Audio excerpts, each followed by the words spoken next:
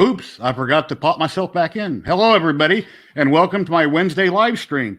Let's see, episode number 20. I went back and I counted all my videos on prior live streams I've done when I've had guests on. Other than the very first one, I've done 20 episodes now, and this isn't including my hangouts that I do once or twice a week. So welcome to episode number 20.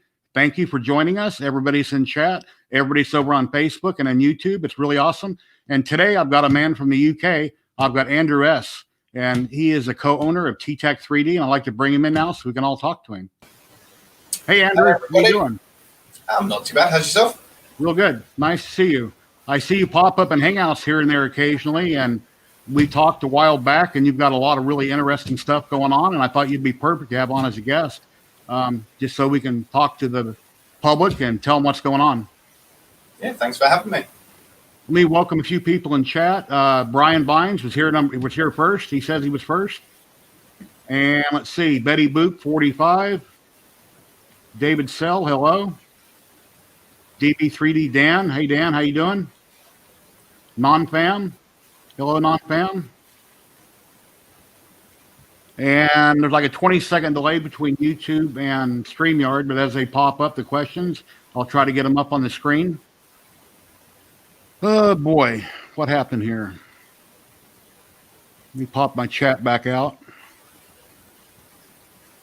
I got a couple things out of order here. Tyler West, hello, how you doing?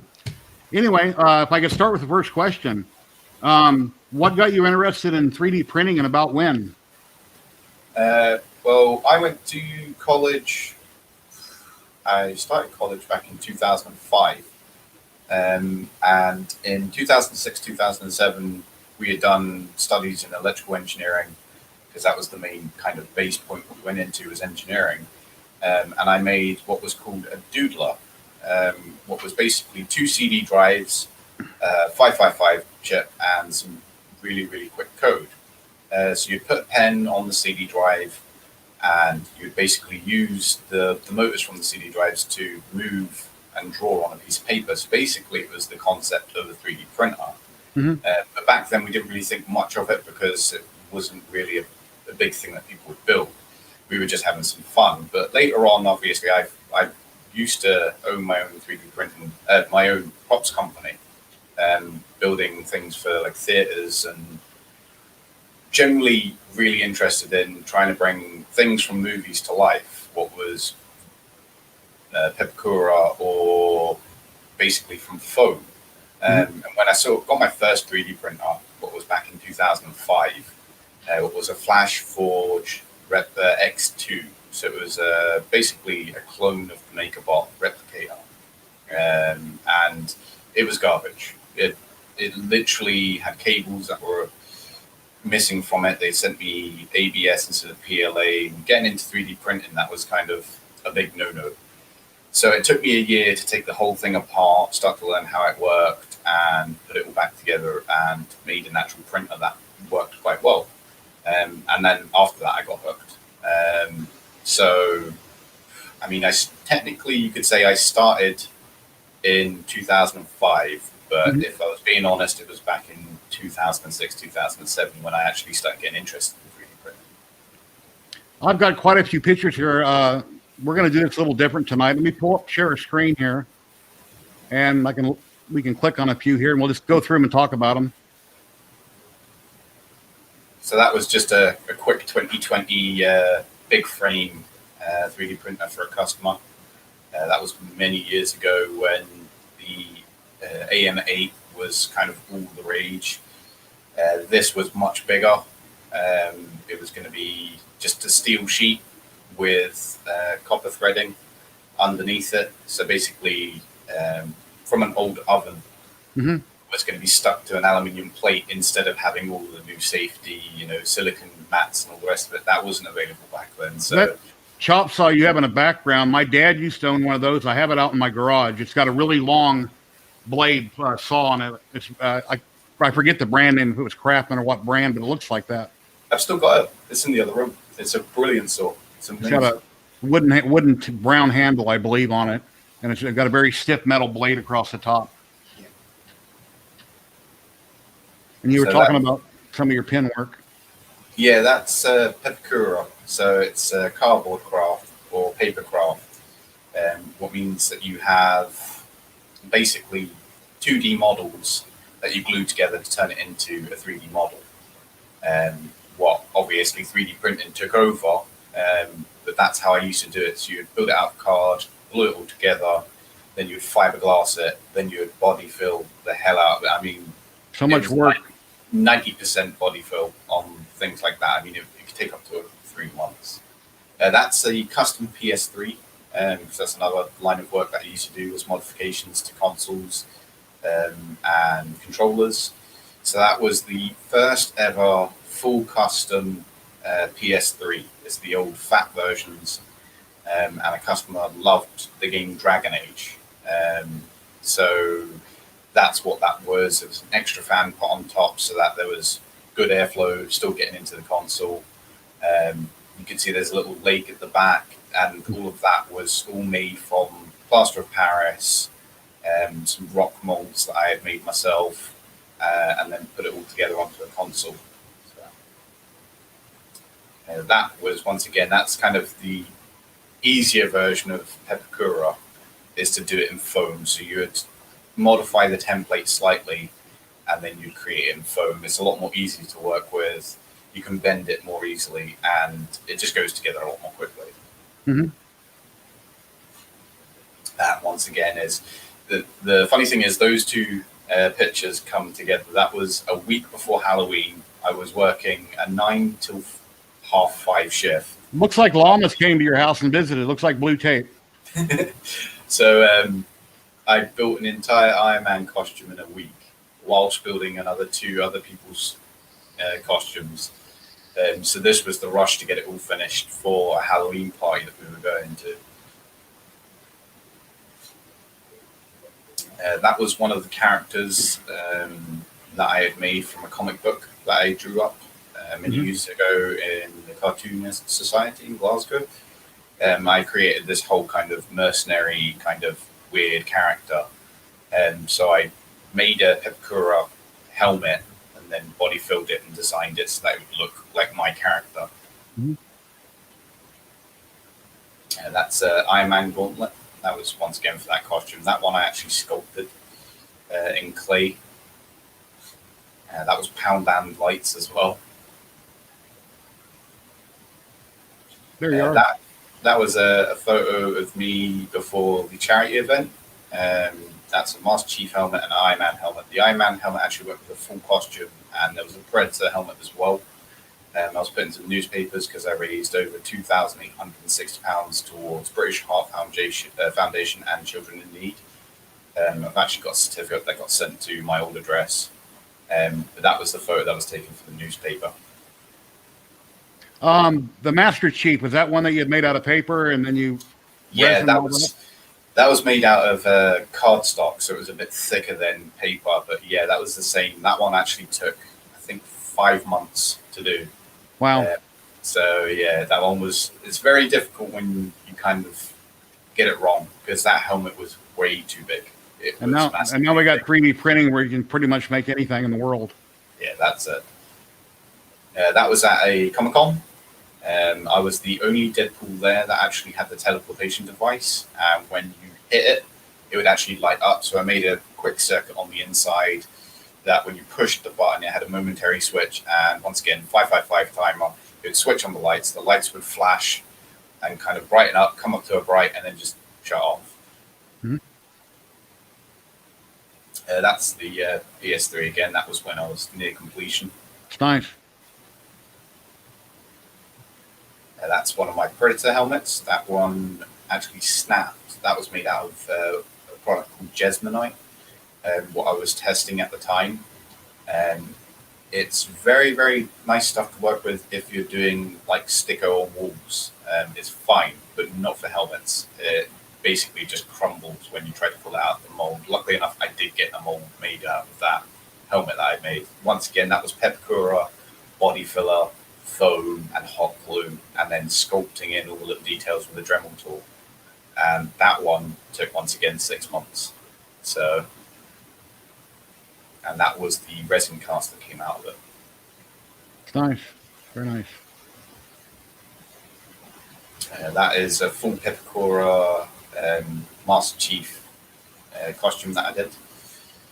As you can see, it's all in the stages of being fiberglass. The inside was fiberglass, but the outside wasn't. The helmet was fiberglass on the inside and body filled on the outside. So,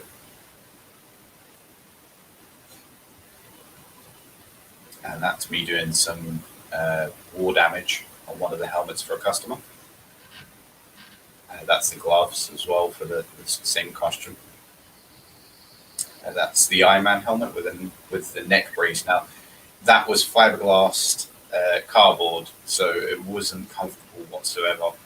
And I eventually got rid of that and started learning how to do silicone inside pieces for your neck pieces, so that it actually was very soft and very comfortable to wear.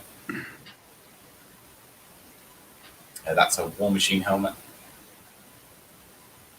Is that slip straight on, or does the back come off of it, the helmet? They were made so that they had no portion underneath the chin, so you could just put it straight on. Okay. Usually you actually have like a piece underneath the chin that would kind of flip down and flip up. That was actually what I call like a seconds. All my main ones would obviously get sold off, but that one was kind of a seconds, so I cut out the bottom.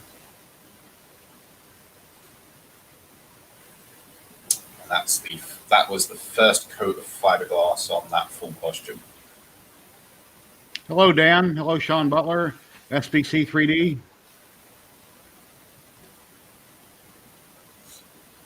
That's it on the stand. This was working on it.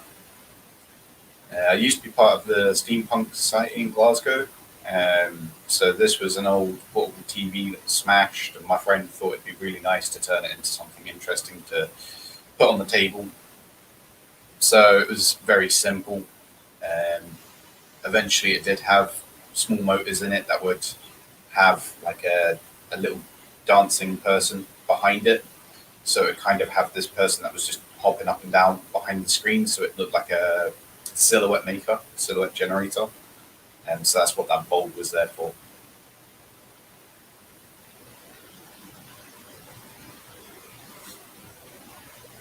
And that was the first mold I had made of the Iron Man helmet. I think in total I had made 6.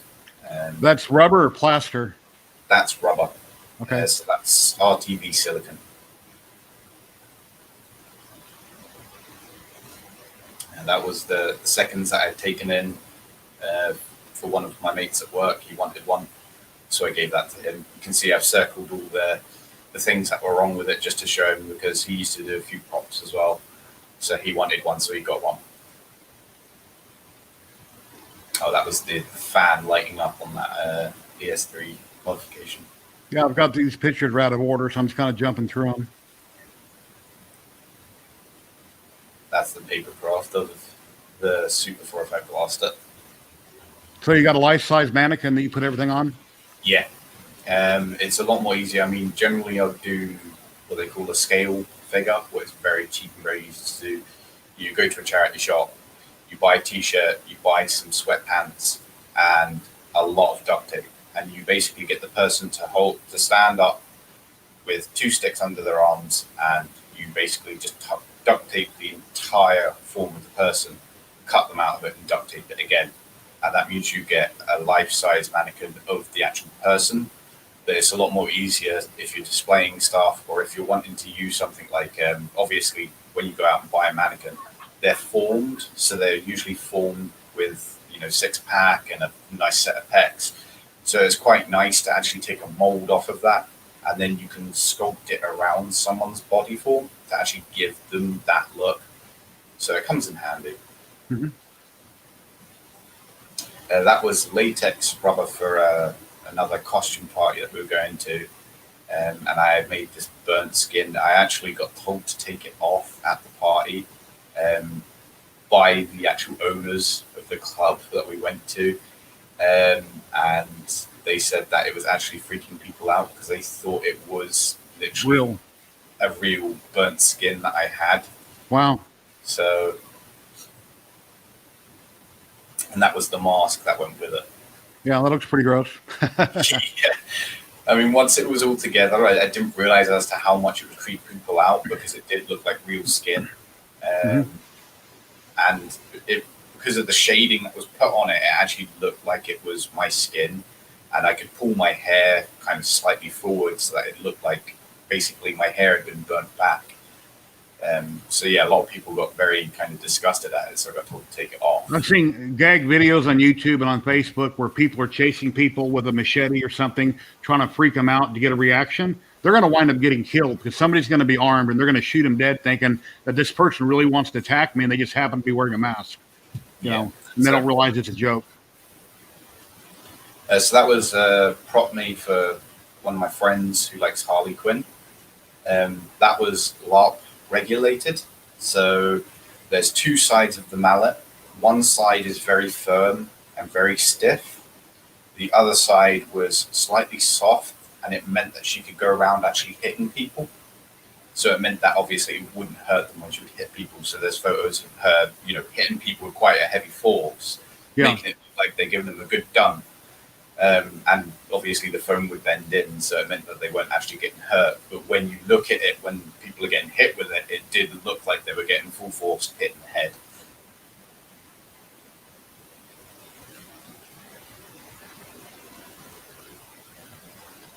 Good old picture of me. How long ago was that taken? How many years ago? About 9 years, 10 years ago, maybe. And that was the pop gun. Anyone who knows Harley Quinn, she has the mallet and the pop gun. That one actually had the flag.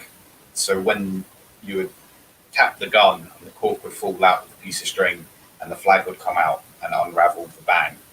So it'd have the little flag on it that said bang. And she loved that.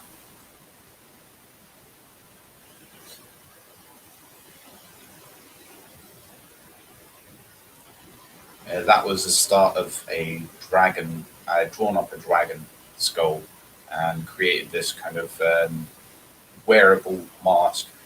I used to work for the British Red Cross, and we used to charity events where we'd go walking around. There is a little photo in there that shows it. So me and my friend went out. I went out in a big dragon costume in a onesie with a big tail and the mask carrying the charity bucket. The only problem was it was the hottest day on record, and I'm in a onesie walking around for, I think we did 6 miles. And obviously he only had a little bit of water with him. I'm walking around with this big dragon head on my and onesie with tail and a bucket. So it wasn't fun. It was very sweaty when we got back to the shop. And that was just a quick arc reactor I made out of some junk that I had lying around in good old Iron Man fashion. Iron Man's power cell for his chest? Yeah, it's arc reactor. I've made quite a few of them. As you can probably tell from quite a lot of the photos, I'm a big Iron Man fan. Always been interested in Iron Man. I made the helmets back when the first movie came out. Samix, I printed that a long time ago, and I wound up giving it to my son on his base. That's nice. Yeah, it shows you how big it is. The difference is back then, I didn't really know how to do a lot of 3D modeling. So most of that model, I would cut pieces up. Thank you, Dan. Appreciate it. Sorry to interrupt. Thank you very much, Dan. I appreciate that. I would use a 3D print pen and go in and weld in all the joints. So the original one, it had the head fully tilted and the arm out and the other arm sticking up, and I didn't like it. So I wanted it so his hand was tilted down, so he looks like he was supporting himself. The repulsor was sticking out and his head was looking more forward, so it looked like he was looking where he was flying. The small one looks like it's probably 200%, and the big one, I don't know, 700 or 800%. The small one was 200%. The big one was 450%. Wow. Because I usually scale up most of my models, so I'm kind of guesstimating what it might be, but I've never printed anything like the big one here, that large. But I could. Now we're going to get a comment in chat and say, no, you're not. Oh, Betty Boop will have to say something. Let me go on to the next one here. So that was the picture that you'll see later on, we were in the newspaper for. Once again, all the costume pieces were made. So obviously the suit and the mask was bought. That's my friend James. We're avid Comic-Coners. So we go to Comic-Cons together. And that's a custom console that I engraved by hand with a rotary tool for one of my friends who loves Bruce Lee. Bruce Lee, great job. And that was just another one for another friend. He liked the Punisher. And that was another one for one of my other friends who just liked a lot of glow. Yeah. So that's a lot of LEDs in it. That was us just before the after party from one of the Comic-Cons. That's the same helmet. That was my Flash Forge when I was upgrading it, because back then it was a closed source board, so you couldn't add, part cooling fans or anything like that. So I actually stripped it all apart, took out the dual extruder because it was so terrible. The two nozzles, one of the nozzles would hit the other one, so I took that all out. I designed my own mount, and then I put in a PWM fan. So I wired it into the power supply. So basically I had a part cooling fan that was manual. Now that looks like rubber. Yeah, that's silicon again. That was for that helmet, the Predator helmet. What are the two black things on there? They're keys. It means that when I make a jacket that goes over the top of that it actually keys in properly. Okay. So I'd put that, cover it with silicon, so that obviously it has a lump in it, and then when you put it back together, it means it sits in really nice and tight. And this is just some of my projects. That was a Lawmaster, and it was carved out of wood. Took me 2 weeks to do, and it wasn't perfect. I mean, I couldn't get it perfectly straight, but that was many, many years ago. That was just a few of the props that I'd made over the time.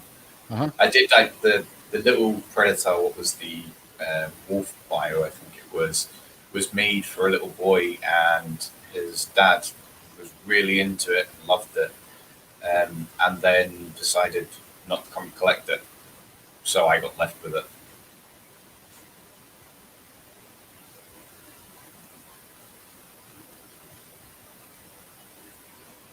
That was the sculpt of the repulsor. There's a mold. Yeah, so what I did is I took a mold of my hand in, what's it called again? Alginate. And then I'd pour in my Easy Flow 120, was rotocasting resin into there to then make a life-size cast of my hand. Then I'd put the air dry clay on there. Now I use monster clay. And then sculpting all the details. And then I'd put that onto another board and then make another silicon mold of that so that I can reproduce it as many times as I wanted.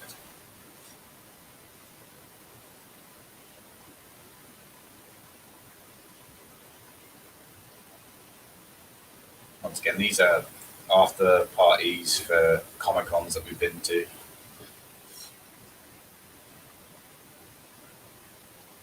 And that was the mask at the one of the events.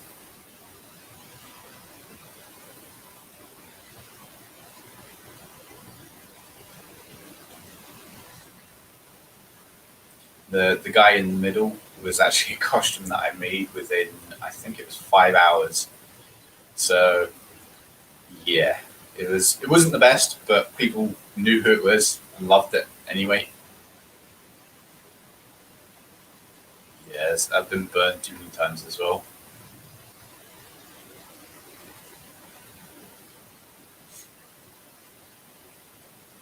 So that's the Predator Gauntlet. Judge Dredd. That's Judge Lemmy. He's actually one of the people who goes around all the different Comic-Cons and he's absolutely hilarious. He's basically the Scottish version of Dredd. He coordinates everybody, helps anyone if they need it, and puts other people in their place. And he said it to me when I was there. He goes, "I know you're going to be trouble because you're Deadpool," and basically was following us around everywhere. Cute little boy. Yeah, he came up to us and he tugged on us and said, "Could you get a photo?" That was just before we had a photo with him, and he was dressed up as Wolverine. So it was great to see because I mean, dressing up is for all ages. You know, I've met 76-year-olds who go to Comic Cons and they're an absolute laugh. Even at the after parties, they're even more funnier. So that's me and Robbie Coltrane. So he has been in Trains, Planes, and Automobiles. He's been on Nuns in the Run. He's been in James Bond. I also met Robert Carlyle as well, who also was in James Bond. Oh, that's one thing I was going to mention. You've done a lot of acting gigs in the past, haven't you? You're an actor.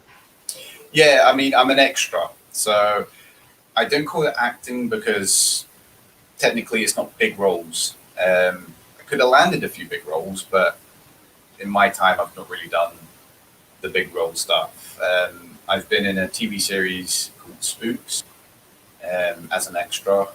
I was in World War Z when they were recording in Glasgow as an extra, running away.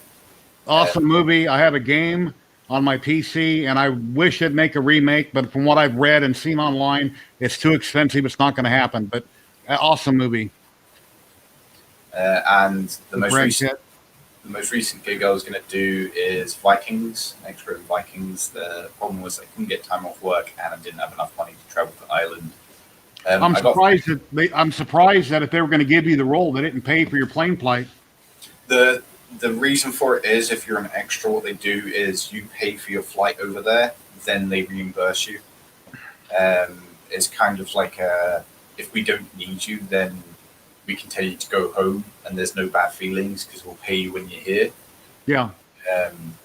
But it's kind of catch-22. If you don't have the money, you can't go.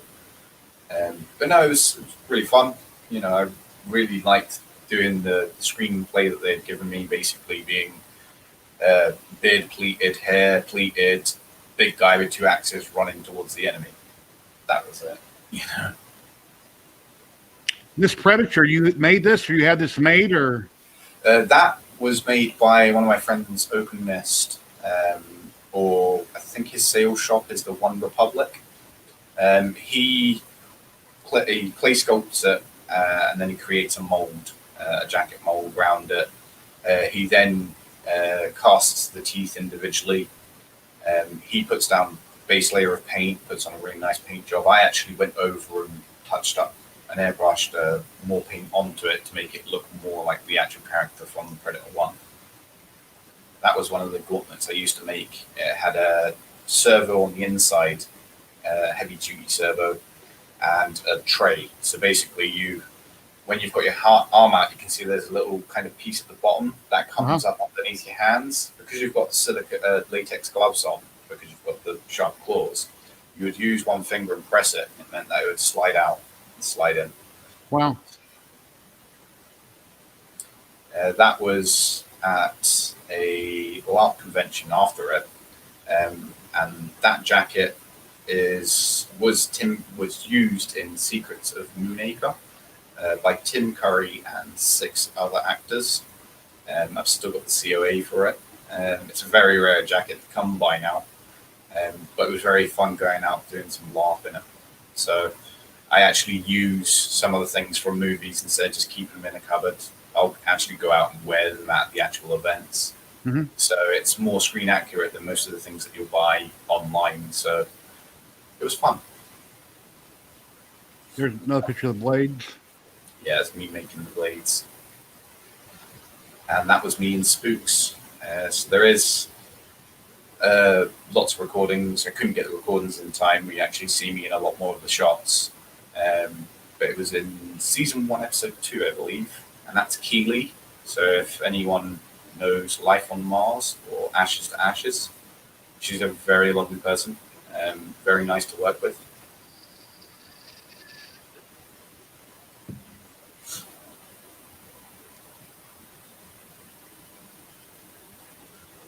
and that was us in the newspapers. So we'd made it to the newspapers. Basically, what happened is we got there super early. We put the hotel close to the actual place was, and they didn't expect it to explode as much as it was. That line is a mile away from the venue. It shows how many people turned up for this one event. So they eventually had to get bigger and bigger venues. They actually had to get people to leave the venue unless they were like us, who was in the costume competitions, and if we were helping out, because we did rock climbing and stuff there, because it was actually like an event center, so it was an extreme center. So there was skateboarding, there was skiing, there was rock climbing. So we actually went around, met a few comic and what's his name, the one who played Boba Fett, and not Boba Fett, Greedo in Star Wars was there. We met him. We met, where's his name now? David Collins. I can't remember. He did a few Marvel comics, but he's done a few other ones. A lot of the events that I go to, you kind of forget people's names. My brain isn't as much as what it used to be. Yeah. Master Chief helmet is one of those things. I mean, I've got a Hayabusa helmet through in the other room. That was a long haul. The thing is that a lot of people didn't really understand now is Pepakura is still good if you want to learn the technique of paper folding and gluing and spending months trying to build a model, and it might go wrong if you put fiberglass resin into it. Where now you can actually take the Pepakura templates and you can turn them into a 3D model and 3D print them.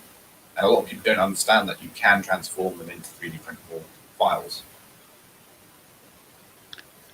Matthew was on EduTech, Jim's live stream here a while back, and he has an awesome garage on his property where he's done some really awesome prints. He hung out on my live stream my hangout last night, my live stream. He's been there quite a bit. Matthew, if you want, I just made you a mod. Go ahead and post a link to your YouTube channel so people can go check you out and subscribe, because he has a lot of awesome stuff going on. And you're welcome to post that in the link there, Matthew. And I'd like to pull up your website here, because you're the co-owner of T-Tek3D, I believe, right? Yeah, there's me and Tony.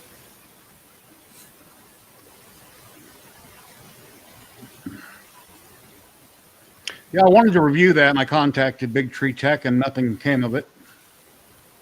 It's kind of the problem with a lot of the kind of manufacturers with printers is it's a hit or miss if they're going to send you out a review unit. What we tried to do is we tried to get a review unit in so that we can get an honest opinion on it. We will test every single last thing about the printer, even to the point of where I'll create a description of what I have found when I first opened the box, be it that there's little pieces of swath, aluminium shavings stuck in the belts. That's how detailed we go with the printers. So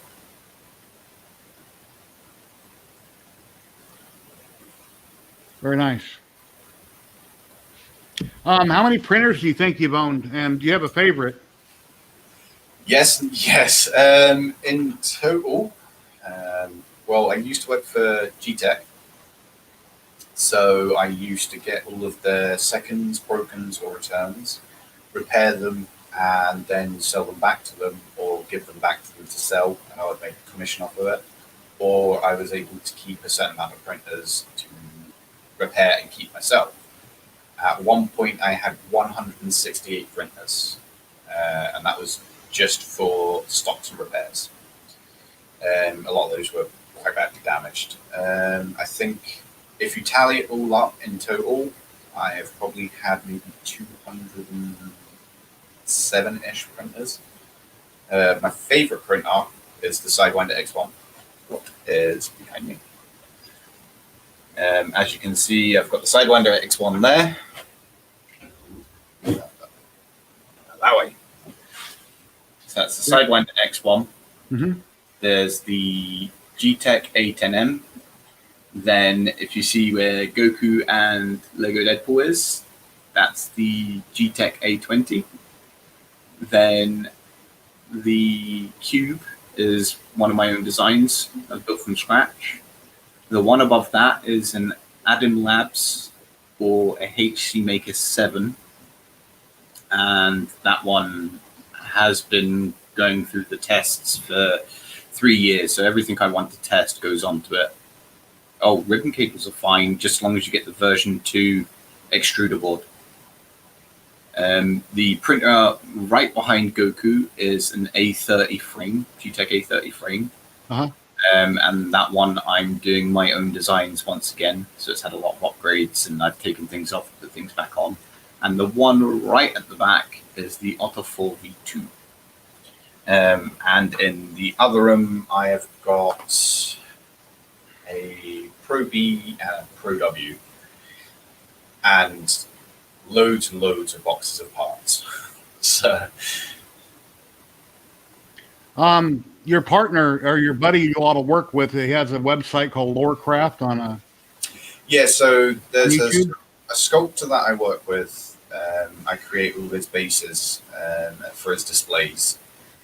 So he's an amazing, talented artist. Those are amazing. He's sculpted some amazing creatures. At the moment, I've done the Abe's Oddworld, what is for the new game called Soulstorm Group. Soulstorm, sorry. Abe Soulstorm. I did the base for Destroy All Humans, what is the one we've been looking at, and I've got a little test piece here. So I printed it in small scale, and it had a plaque on here that had Destroy All Humans. But this was basically just to see as to if I could get the logo on the inside, how difficult it would to get out of the supports. Because in the final one, it actually has a ring of LEDs on the inside. At the back, it's got the button and the remote control. So you basically could have it on the stand, press the button, and the logo in the center would lighten up the model that was on top of it. Amazing work here. Yeah, so I've known him for, I think it's 3 years now. Speak a lot. He's a self-taught sculptor. He actually learned. I think he's got a PhD. You might correct me on that when I see him. In neuroscience. So basically, he's a very, very smart man. But he just didn't enjoy it. So he turned to sculpting instead. And a lot of people can see he is very talented. So at the moment, I'm doing the Abe Soulstorm and Jeff the Killer, what is obviously the creepypasta. So we go back and forth, we chat, we'll call each other, and he'll just come up with some ideas. Oh, there's Tony. There's my business partner there. And we'll basically chat away. He'll say, I'm doing a sculpt of this. Or hey, Tony. He'll make eyes for one of his sculpts. So what he needed was eye blanks. So I 3D printed him some eye blanks. And what they do is they go into the sculpture. So basically you have the shape of the eyes. So when you take them out, you can basically just put what he's doing now when he's making his own eyes is just push the proper eyes in when you're done. He makes his the cylinder. He makes all of his out of I think it's Platzo Gel 10, what is a FX grade rubber, but it's got a skin-like texture, so it's more realistic than most things that you will see when people do this thing. The only problem is that it costs an awful lot. So he's done DEET. DEET is my favorite.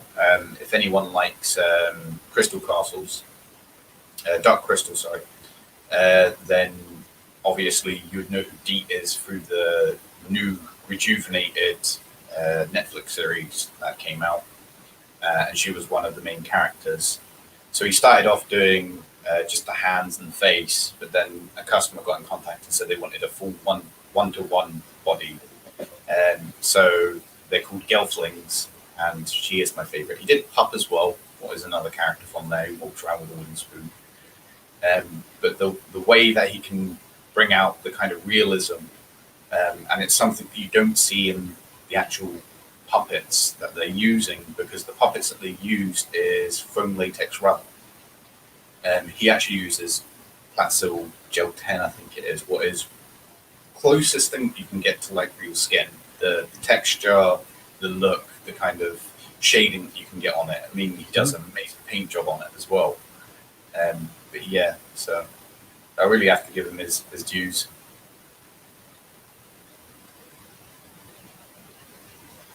Another picture, let me pop up. Here's some other pictures that I have in StreamYard. That Predator is awesome, unbelievable. Yes. So this is my collection. I have got a few more, but they're down in the garage in boxes. I've got an ABC Warrior head from the Dread movie with Sylvester Stallone. That's Guyver. I've got Guyver 1, Guyver 2, and Guyver 3. I can got all of them there. That is a miniature Predator skull. And there's a little Darth Vader helmet next to it. That's a Fallout New Vegas helmet. Then there's my little Funko Pop of Predator. And behind that, not a lot of people will actually see it, is the Guy Melleth from Escaflowne, what is an anime series that I absolutely love. And they're very hard to come by nowadays. You can barely find them. And that's the rest of the collection. So there's the center 1-to-1 bust. One of my mates actually did for me as a gift. Then you've got my Funko Pops that I seem to get every year. Absolutely love getting them. So for Christmas, I generally will pick up 2 or 3 of them from people. My War Machine. And then there's the Mark 42, which shoots little darts.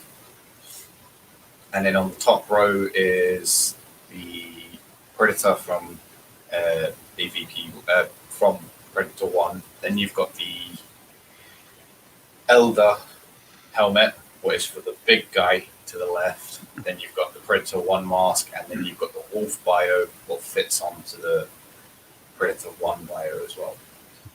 So, and then here's some more angles of your printers that you were showing us. Yeah, just so you can actually see them.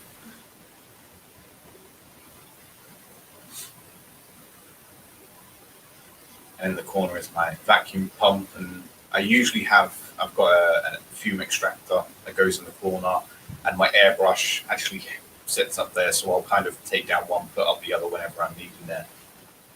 So if I'm doing like silicon molds, put on the pressure pot, put that in, vacuum, degas it, close it off, pour the mold. Then once that's done, take out my resin, pour the resin into the mold, peel it apart, and then obviously just get my airbrush out to pull down the pump, put up my airbrush kit, and then just airbrush it. So, well, building props, acting, 3D printing. Do you have any other hobbies or anything that you're involved in that you'd like to talk about? Or I used to do superbike racing until I had an unfortunate accident. I used to go and race at Knock Hill, and I used to do the Scottish preliminals and the British Championship. The only problem was that my first bike, you start off in regulation classes, so you get 50cc, 125cc, but if you get enough points and enough rank, you can actually jump up to the bigger bikes, so you can go up to 250 and 400cc. Now, once you get up to 250 and 400, that means you're in the pro classifications. Well, the bikes are very, very powerful. I had 2 bikes. One was a Yamaha RD125, was stripped, and the second bike was an Aprilia RS125, which was a full custom build. Well, I created fiberglass racing body for it. I mean, the thing was so light you could pick it up with just 2 hands. There is a video of me racing. A guy cut me off, and he caught my handlebar, and we both went down. I got back up and continued the race, but found out that my bottom end of the sump had cracked. yeah, big Mike, wondering how old you are. I'm 31. Awesome. I wish I was still 31. I'm 56.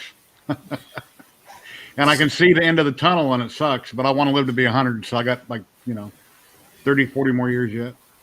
So I pulled out my nice bike, It's £2,850, the most expensive thing I had ever owned. That was my Aprilia RS125. Took it out on the track. Totally my fault. When you're coming in, there's a sharp left, then right, then long right, then left, then right. I thought it was left, right, left, then long right, then left. So I was taking 100 miles an hour into a right-hand corner that quickly shifted into a longer right-hand corner that then went into a left, and I came off at 80 miles an hour. Wow. And as you can probably see, the wrist doesn't look right and doesn't sound right. Luckily enough, I tried to walk at 30 mile an hour, being one of those people who doesn't realize how fast you're going when you come off a motorbike, because I high-sided and barrel rolled over the top of myself. So I dug my heels down into the dirt and flipped. I did about 6 barrel rolls into the tires and hay bales, not realizing that the bike had hit the pothole that I had left behind me and spun over the top of me. And I got up. I felt fine. Wrist was a bit sore. Obviously, Warden came over and told me to sit down. He goes, "You may be as hard as nails, but when someone comes off at that speed," I went, "Oh, what speed do they come off at?" He goes, "Oh, you're doing 80." And I was like, "Oh, okay. Oh, I thought I was doing a lot less than that." And I turned around and went, "Where's my bike?" And he goes, "Don't worry about that." I went, "No, where's my bike?" And he goes, "Well, there's bits over there, there's bits over there, there's bits over there." I was 4 positions from getting my pro license. And after that, I quit because, for one, I couldn't afford it. And for 2, it hurt. It's not a Core XY, it's my own design. I design printers. So that one's been in the works for quite a while. I've just pieced together bits and bobs that I've used. I've got boxes and boxes of parts. Yeah, my Hypercube, I was doing a print the other day and my belt was grinding, a print screwed up. And these little tiny rollers, you know, that the belt drives on, one of them locked up and fell apart. So I've got to replace both of them. I've looked over both of my belts real carefully and I don't see in where the belts are tore up. So I might just replace the belts anyway, because I have a lot of debris on the ground from the ground up belt where it burned and kind of dropped, where it's slipping. If it's the cheaper pulleys, it's the bearings on the inside of them go very easily. And when they heat up, it actually warps the pulleys. Yeah, one of them fell apart. When I took out the bolt that was in there, I printed the bracket out of PETG. And when I took the bolt out, it just fell apart. And these are from ZYLTECH. They were in the kit. So I'm assuming they're not great quality. Yeah, we're doing great. Thanks, Jim. Hey, Jim Sellers, how you doing? Big Mike, I use the SKR Turbo 1.4 on my Hypercube. Is what I currently have in it, with 2208s and a great big 80mm PC fan to keep them cool. We go on to some more pictures here.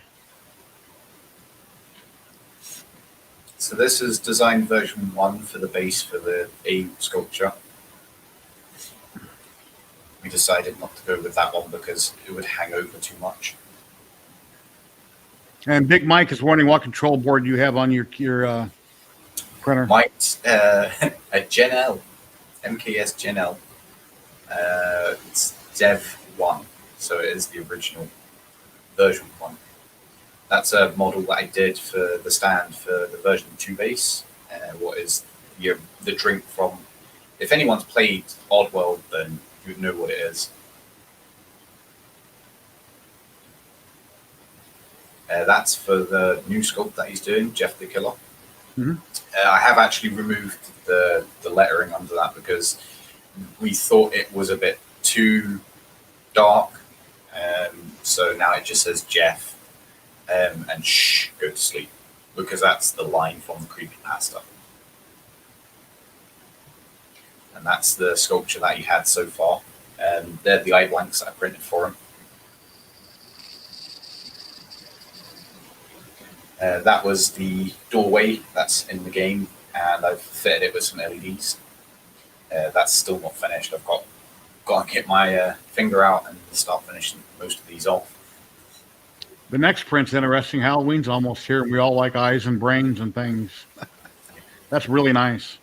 Yeah, so The problem with a lot of sculptors is they can't get the eyes, or at least good quality eyes. So he took it upon himself to start making his own eyes. What I can say is very difficult to do. As you can tell, he's had quite a lot of practice now. He's starting to get used to it a lot more. But the problem with most of these is, for one, you need to have a pressure pot. So it does mean that you're working with pressure. And for two, it is very difficult to get an eye without at least one bubble in it. And he's perfecting it now so that he doesn't get bubbles in it.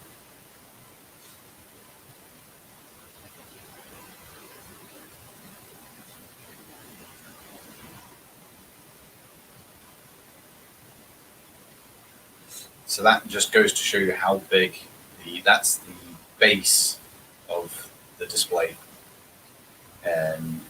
In total, I think it was 380 by 380. Very nice. And those of you that are joining us for the first time here on my weekly live stream, here's my messy hobby room that I'm currently sitting in.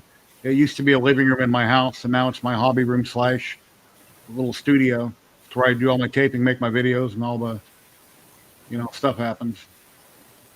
And here's my banner that I had Robbie Mack make it for me. I got done.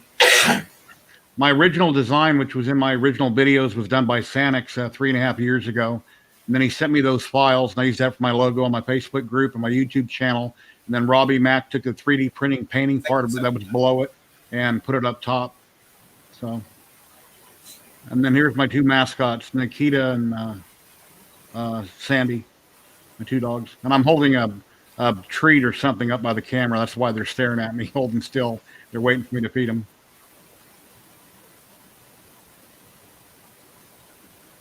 You look at chats, what we got? Yeah, I got the name right. Oh yeah, she's saying Robbie Mack. I kept saying John Mack, and every time I'd say Robbie, I kept saying mixing him up with John Mack, and then I finally realized Robbie Mack, John Mack. Do you have a picture of the bottle before I smashed it, Andy?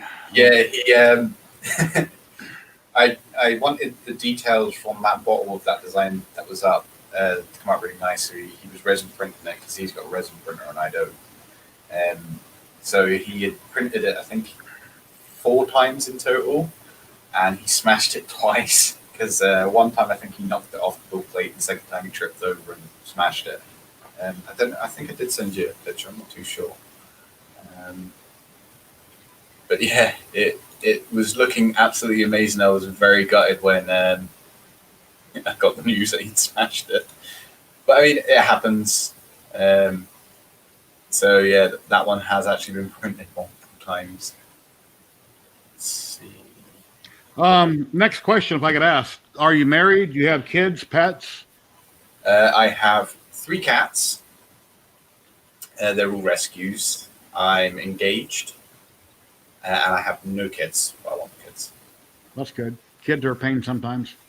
So they're fun when they're little, and then they grow up, and you're wondering, where's my receipts? I can take them back to Walmart. So when they get older, that's it. I think most people say that is that, oh yeah, I just want to take them back. But I mean, once you get older, you start to realize that you're not as young as what you used to be. But also, like I've always seen fatherhood as one of the biggest achievements in life. So I'm kind of one of those people who is soppy and is like, oh yeah, I'd like kids at some point. I worked in construction for 35 years. I retired, I don't know, a little over 6 years ago. And I was working on my truck. My fuel pump went out, and I had to unbolt the bed and move the bed out of the way to get to the fuel pump. And just out there working on that, I come into the house the next day, I'm sore as hell because I'm out of shape. I don't do much physical work anymore, and I'm not the bull I used to be. Now, it doesn't take much to get a cramp or something hurts. Yeah. I mean, I've got a lot of damage to myself. I was jumped in London, in other words, got attacked. Big Mike's wondering, do you guys make your own filament or do you buy it? We have it specifically made, but yes, we do buy it in. And then it's rebranded for us. Isn't there X amount of companies in the world that make pretty much all filament? I mean, there's a few people that make their own, but don't most filament come from big suppliers and it's rebranded for that company? The difference between companies is you have one main manufacturer that recycles, but you have three big distributors of the recycled materials. So you get pellets, cylindrical pellets, what they call rice, and then you get what we all would use in our filament is these little BB balls. Now, there's only three companies that will ship that out. The bigger ones and the cylindrical pellets are usually used for injection molding. The rice and the small balls are usually used for filament making. What they'll do is they'll get that raw material, they'll send it off to another company that will generally make their filament. So you've got like Philippine, places like that. They will have machines to extrude the filament and add their colors. So you can have thousands of different companies all over the world that will make the actual filament using the raw materials. So you can say, yes, all filament is bought in because you are still buying it in with the raw materials, but there is also manufacturers who will use the raw materials to make the filament itself. The people watching on Facebook, Matthew, can't see the comments, and I'm real liberal about throwing people's comments on screen. I can't always talk to the people in chat, but I will throw your comment up on screen and occasionally wave. But I do recognize every comment. We both see all of them, and I have no problem. As long as it's not, graphic or something like that, I'll pop it up on the screen. Yeah, I smile a little bit occasionally. I kind of grin, don't really smile. So anyway. So here's I just sent you the pictures on Facebook so that you can see the beauty of the bottle when it came out and when it smashed. So, yeah. Give me a second, I'll pull them up on screen.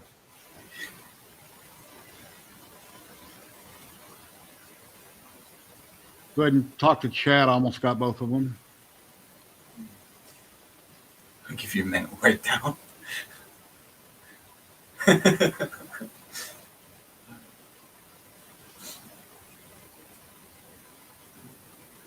Pull them both in.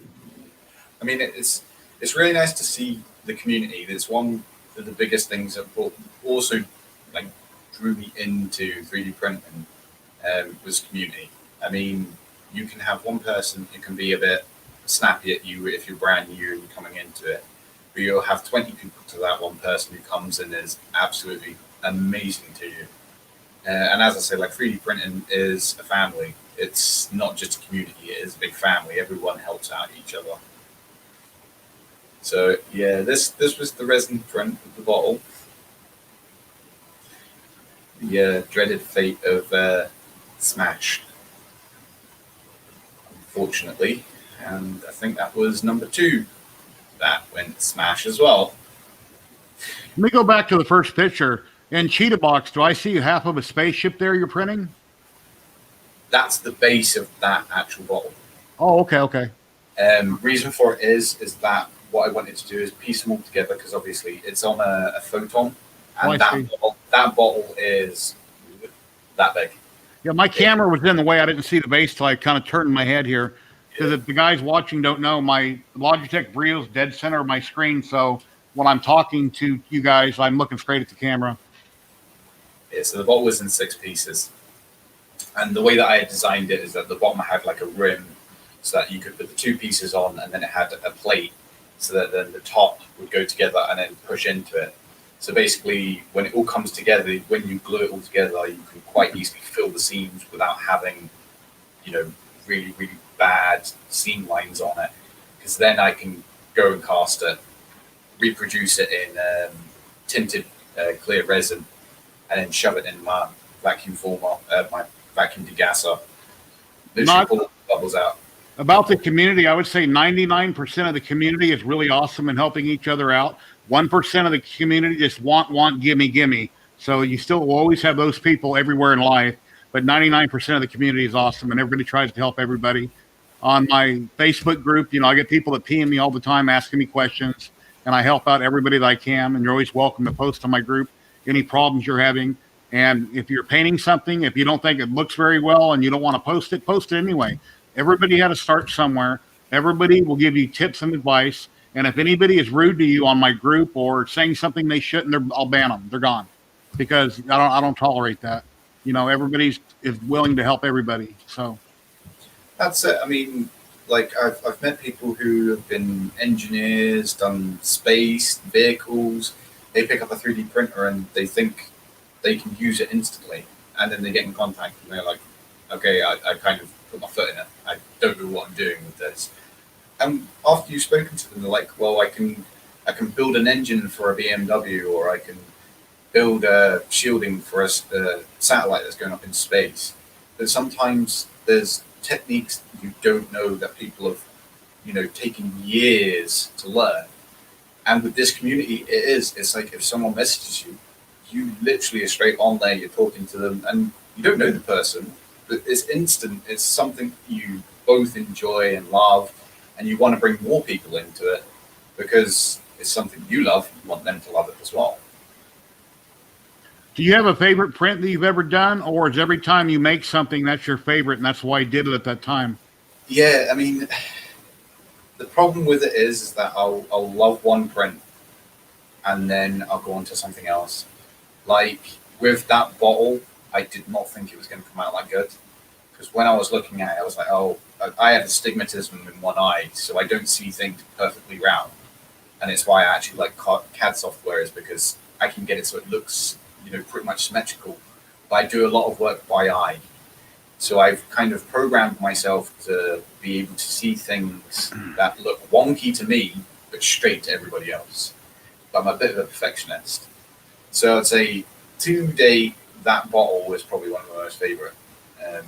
I did do an iteration of it later on, what is a 1-to-1 scale, so it's this big, and it's got a screw cap on it as well. And later on, I might sell that file. I'm going to do some tests and see if it all works out the way I want it to, because I want it to be able to be printed on resin 3D printers and FDM at the same time. I mean, it won't be able to hold water in it, but the whole idea behind it was to get clear resin, and I've got loads of glow powders and pour in, the luminescent glow powders into it, so that it has a kind of greeny slime tinge that it has in the game, but at night it glows up bright green that it should do. So it looked really interesting, basically. Yeah, Matthew, that's in chat, is working on Ecto-1, the Ghostbuster car right now, and he just put out a little video clip earlier. You've probably seen it. The grill that he printed is like this big. I'm assuming the car is probably going to be 2.5 to 3 foot long. One thing about that, Matthew, I hope the wheels roll, because if they're frozen and you want to set it down, it's going to be cool if you could actually roll it if you needed to. So hopefully you can put some dowels or some pins in there, make the wheels roll. That'd be neat. The first time I looked at that poster, I thought it was Christine. Have you ever seen the film? Yeah, Christine? excellent movie. Yeah. I saw that grill and I was like, is that Christine, the Killer Chrysler? Like, yeah. I was like, no. I'm looking at the little things and like, that's a hearse. Ecto-1, isn't it? And then he posted up the Ecto-1. I'm like, yes, Ecto-1. I'm not sure if I want to take on that project, but like my wife will tell you, most things I start, I don't finish, but that would be really cool. And a lot of it could be resin printed, and there's so many lights and so much detail. It's just unbelievable. He doesn't do horror. Okay. Come on. Yeah, but it's basically horror. Just the metal teeth at the front when it opens up. I would love to do something full scale of a creature, whether it be alien or something that's worth putting the time and money in 3D printing. You walk in the room and you don't want to get near it. It needs to look that freaky that you as a designer or the person making it doesn't even want to walk near your own statue. That'd be cool. Have a Freddy or a Jason or something. I really want to make a 1-to-1 scale ABC Warrior with the servos and all the electronics and a little smoke machine, and have it just standing there, because I mean this thing is massive. I think it's in total 7 foot or 7.5 foot tall, and it is a behemoth. I don't know if you've ever watched Dread the movie. It is just massive, and there's a few people who I know in the prop community, and they've made a Hammerstein, what is the original where the ABC Warriors came from, and he's made the other version from the comic books, and it is a behemoth. It is absolutely gigantic. Years ago, I seen like an alien, and it was like $10,000 or $20,000 that you could buy this statue of. I'm not sure what it was made out of, if it was resin, metal, or what it was made out of. But nowadays, you can 3D print anything. If you want to take the time and be careful about it, you can make anything you can imagine. But of course, you want it to be strong enough that if you bump it, you don't break an arm off. So, but yeah, it's amazing. Yeah, no, I look at all your stuff out there, and I'm like, oh, how many printers does he have? How long does this take? Because I see all the stuff that comes up, I'm like, wow. It's like when I was saying, one's in more factory. And my missus had came in, and she saw the picture of the Nightmare Before Christmas, where he was doing, and I was like, oh no, I'm in trouble now. She turned around, she goes, oh yeah, I want that. I'm like, you've got all these printers. It's like an alien baby. Build it and they will come. Site I used to be a member on. You pay like a monthly subscription to it, and they come out with different models. This came out pretty cool. That is like alien baby type thing from Prometheus. That is a generation. Can't remember an exomorph. Sorry, not a xenomorph, an exomorph. And then when I painted all the veins on it, you just take an airbrush and make little tiny squiggly lines everywhere, and then put a light clear coat over top of that, a matte finish, and then go on to the next step. So. One thing I always find with doing things that have like a skin texture in prints is always trying to get that kind of semi-translucent, glossy kind of look to it. I always find it never comes out the way it should. It's as if like you need to pour clear resin over the top of it after you've done all the polishing underneath it. It's crazy. Yeah, scary, gross things. Like I done a little Chucky. I was going to make him really big on my resin printer, and then I had a problem with the filament I was using from Sunluther PLA. I had a jam and a clog, and I'm going to make him real big. I need to reprint this really large and paint it. My son's like, well, Dad, you can go out and buy it for $50, $60. You know, it's the movie scale, but I'd rather print it and paint it myself just because I can. So I think that's why a lot of people want to do things. But when people 3D print little drawers, and they got like 20 little drawers, no, I'll just go to Lowe's or Home Depot and pay $10, $15. I don't want to print something to put tools in. That if I can go buy it cheaper, then it's not worth putting effort in it, the amount of the PLA or the whatever you're making out of. I think that the easiest thing that I always say to people is print big or walk home. Yeah. Because basically you might as well, if you've got a printer that you can print big, I mean, go for it. You know, yes, you may have trouble later on trying to find a place to put it, but it is so much easier having something massive that you can get big pieces of sandpaper in and a scalpel, and you can get into all the nooks and crannies of something that is big. When you start getting to miniature scale, that's when it becomes a big pain. It is so difficult, and you snap things off and you have to re-glue things. It is so irritating. Well, I think we're going to start wrapping it up. Do you have anything you'd like to say to everybody that's watching, Andrew? Where you can come join us, T-Tek3D. In the description below. Yep, in the description below. We do have a Twitch channel. We generally just post up if we've got a print on or a resin print on. We just leave that running just so people can see what we're doing.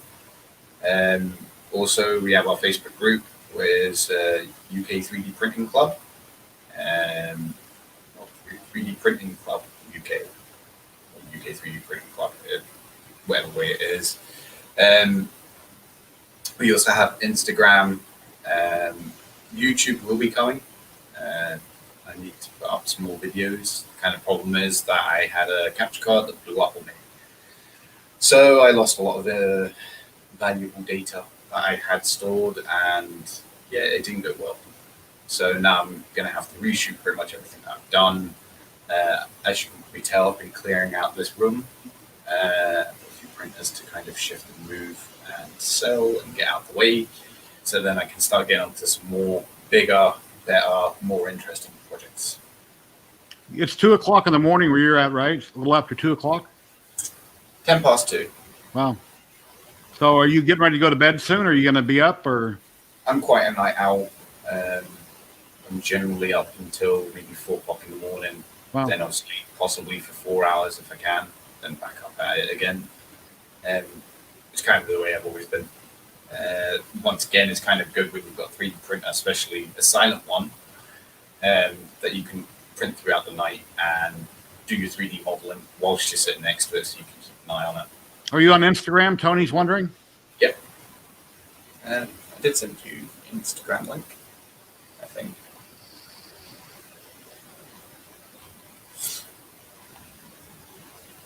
Oh. Okay. Oh, 3D Print Newbie, if you're still in chat, send me an email. Keith Developer, you never got a hold of him, and he wanted to hook you up with that filament. So please email me so I can send him your email if you didn't get a hold of him, because he mentioned it to me. And Keith Developer went on my PayPal last night, and he sent me $50, and I really appreciate it. That was really awesome, really nice of him to help out my endeavors here. And every little bit helps, and I appreciate everybody that's donated to me. I thought I put it in there. I guess it didn't copy it. I put it into a private chat anyway. I don't know why it didn't send it over. It was a broken link, I think. Yeah, at the beginning of the stream, I 3D Print Newbie, I was going to say that, and I forgot because I'm forgetful. But I did get an email back from him. He said he hadn't heard from me yet.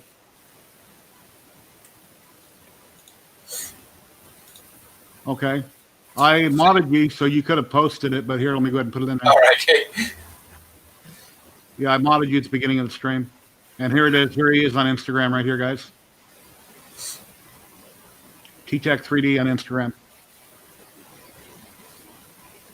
Anyway, I don't see any more questions come in. Well, thank you very much for being on, Andrew. And stick around. I'll talk to you here in just a second. Yeah, thank you very much for having me. See you later, all. And that's about it for this week, folks. I'd like to thank you very much for stopping by, coming by on YouTube and Facebook. I really appreciate it. I have a special guest on every week, usually Wednesday. It might be Tuesday. It depends on their schedule. I try to base when I go live every week based on who I'm having on and when they're able to go live. And I have hangouts 2 or 3 times a week for anywhere from 1 to 3 or 4 hours. So it's been really awesome. Everybody have a great week. Please like, subscribe, share. And I really appreciate you coming and watching. And I'll see you on a hangout here in a few days. Thank you very much. Take care, everybody.